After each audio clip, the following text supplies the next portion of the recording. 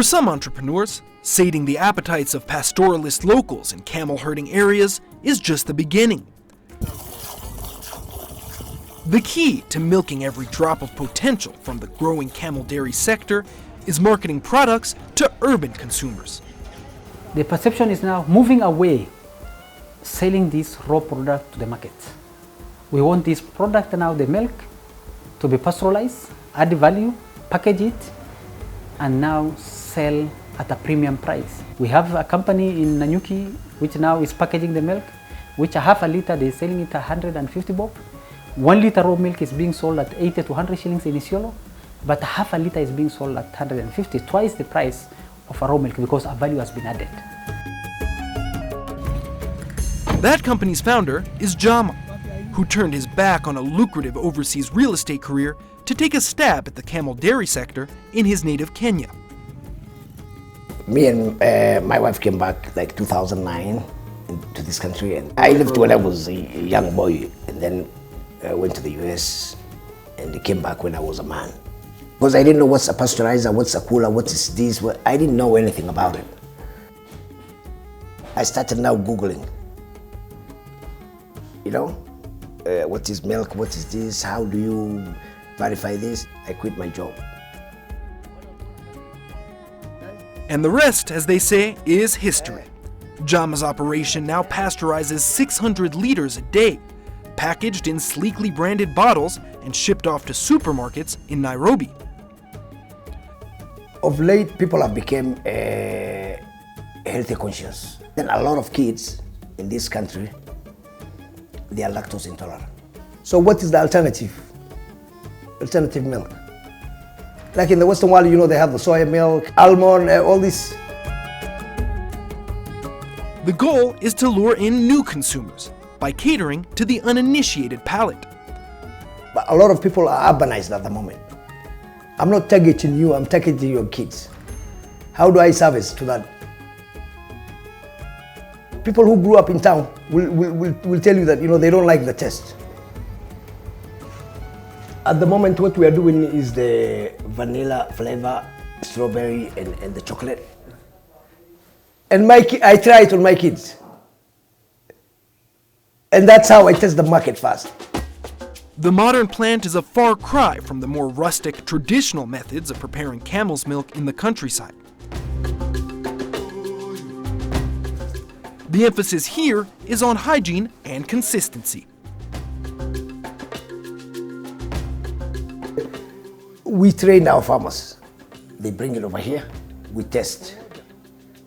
Then we pasteurize, we cool it, label it, and ready for the market. In this facility, we have 10 people that we have employed.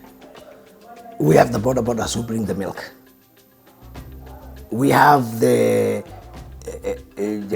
herders who are looking after these animals.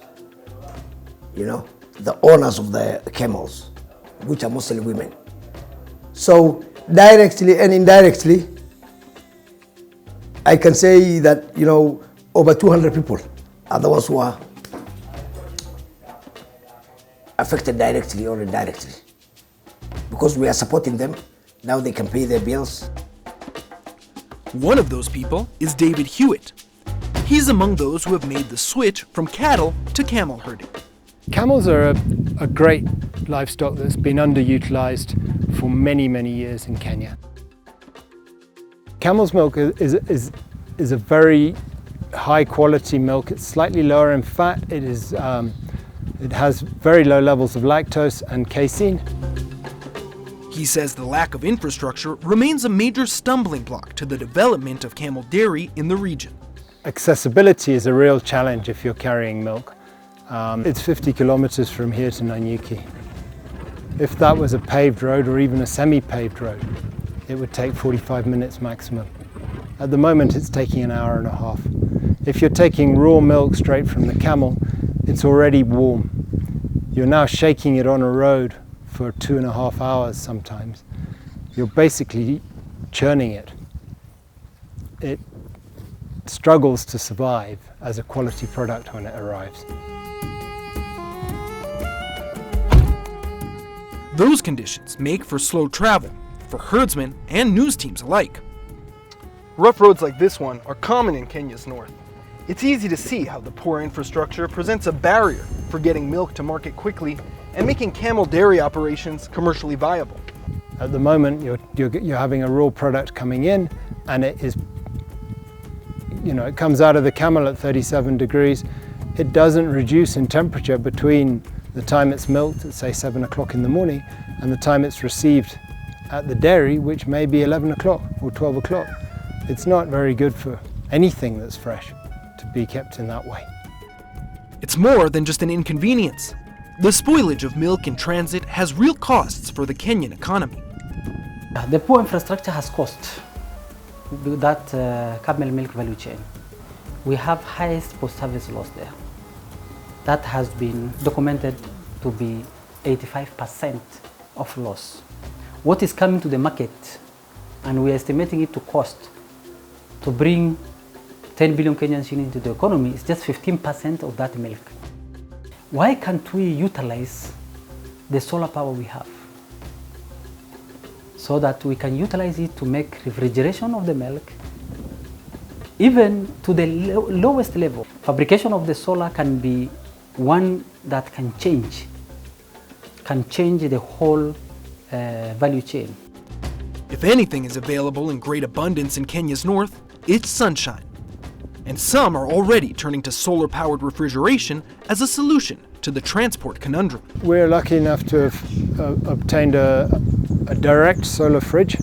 The milk comes in from the field here and it goes straight into a freezer to bring its temperature down as quickly as possible. If you could find similar items of infrastructure at a reasonable price, you could go a long, long way to supporting this form of dairy in areas that have no other alternative.